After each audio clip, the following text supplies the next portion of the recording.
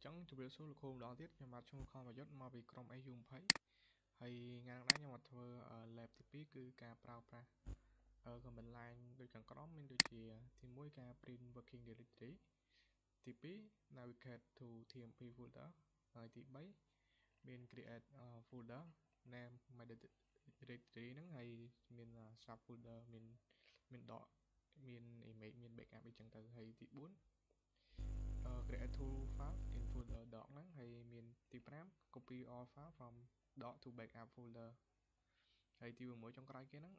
use three command to view structure of folder my directory chấn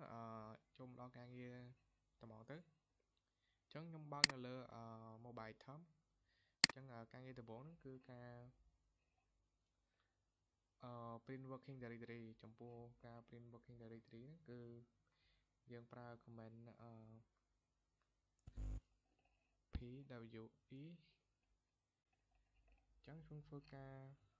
PWD នឹងប្រើសម្រាប់បង្ហាញ directory ដែលយើងកំពុងឆាត់នៅបច្ចុប្បន្ននៅក្នុង terminal ហ្នឹងហើយចូលដល់ command ទី2គឺ navigate to tmp folder tmp ចឹងយើងឲ្យពីថា cd .clear /tmp enter ចឹងវានឹងចូលទៅដល់ folder tmp ហ្នឹងហើយcd ហ្នឹងពាក្យពេញវាគឺ change directory ចឹងចំពោះ command ទី3គឺបង្កើត folder name my directory ហ្នឹងចឹងចំពោះ command ហ្នឹងដែរយើងធ្វើការ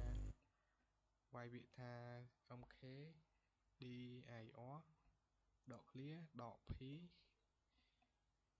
my underscore directory /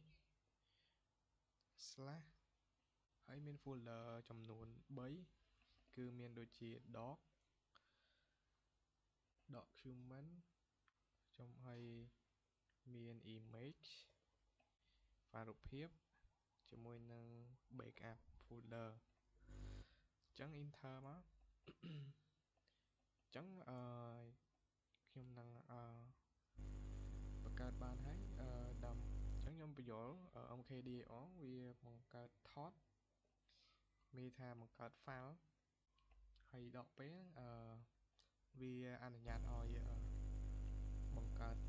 មាន sub folder មានអីចឹងទៅចឹងអត់មានអីទេចឹងដោយសារខ្ញុំបានបង្កើតហើយខ្ញុំនឹងផ្សេង comment view ឲ្យលោកគ្រូមើល ls ចឹងវានឹងឃើញមាន folder my directory ហើយចឹងខ្ញុំ ls my directory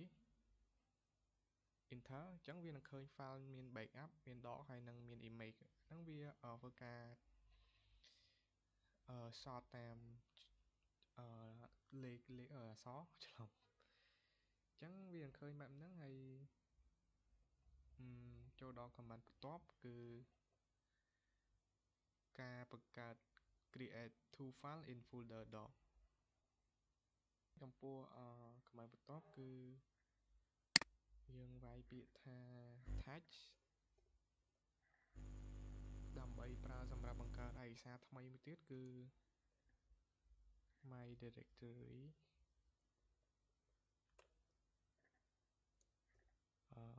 / នៃ file doc s ហើយជាមួយឈ្មោះ folder គឺខ្ញុំដាក់ file 1.txt clear my directory មក my directory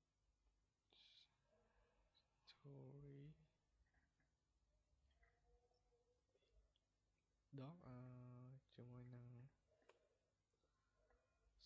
នៃ file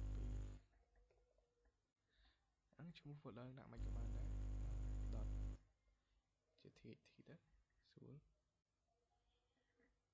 enter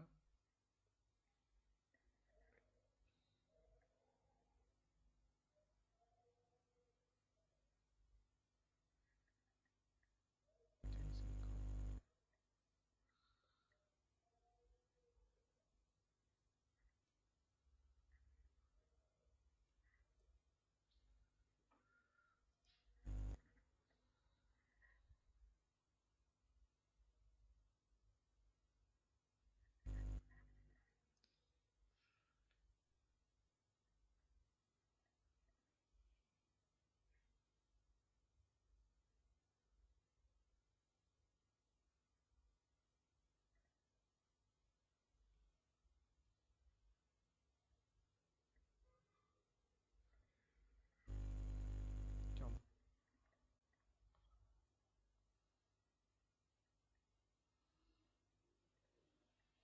សេឈ្មោះខុស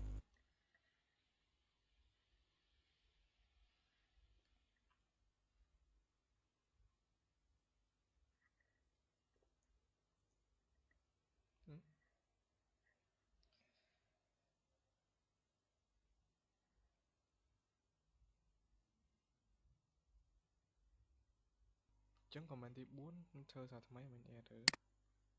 comment 4គឺ add folder ហ្នឹងចឹងធ្វើការ ls វាមើលសិន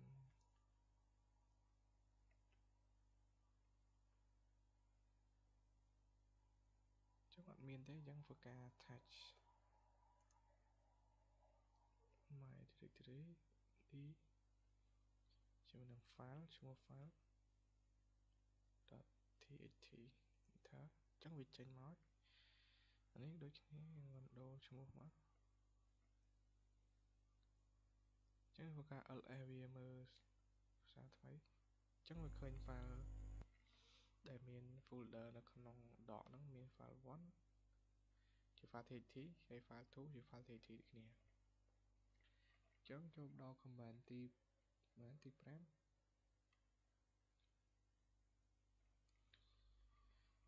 copy all file from doc to backup folder ចឹងធ្វើការ cp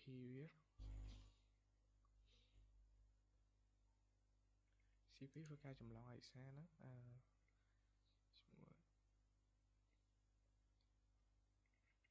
យើងផ្កាយព្រមឲ្យ directory នៅក្នុង folder ដកហ្នឹងទៅក្នុង directory ដែលមាន folder backup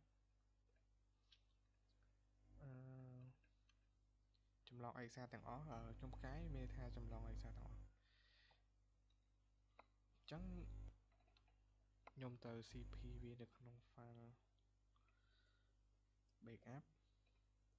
អញ្ចឹងវាឃើញ file txt file 1ជា txt ហើយ file 2ក៏ជា txt ដូចគ្នាដែលយើងបានចម្លងពីក្នុង file ដកហ្នឹងអញ្ចឹងចំពោះ comment ទី6គឺធ្វើការ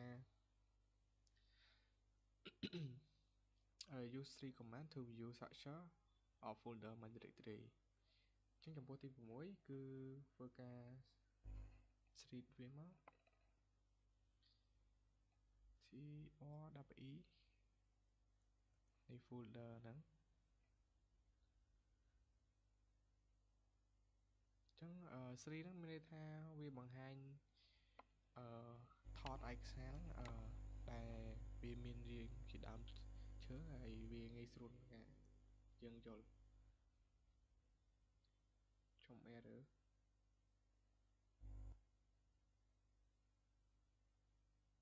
តែអត់ទាន់មានអញ្ចឹងធ្វើការ sudo វាសិនណា atp install 3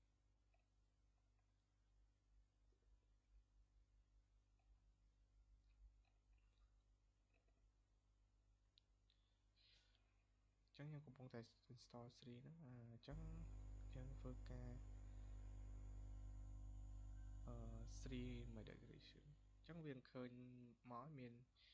my directory វានៅក្នុង file my directory មាន file backup ដែលមាន file file 1ជា txt file 2ជា txt ដូចគ្នាហើយយើងមាន file doc file 1ជា txt ដូចគ្នាហើយ image ក៏អត់មាន folder sub folder ក្នុងនោះទេអញ្ចឹងចំពោះការធ្វើប្រើនៅក្នុង lab 2ការសរសេរ comment របស់ខ្ញុំមានតែប៉ុណ្្នឹងអរគុណលោកគ្រូ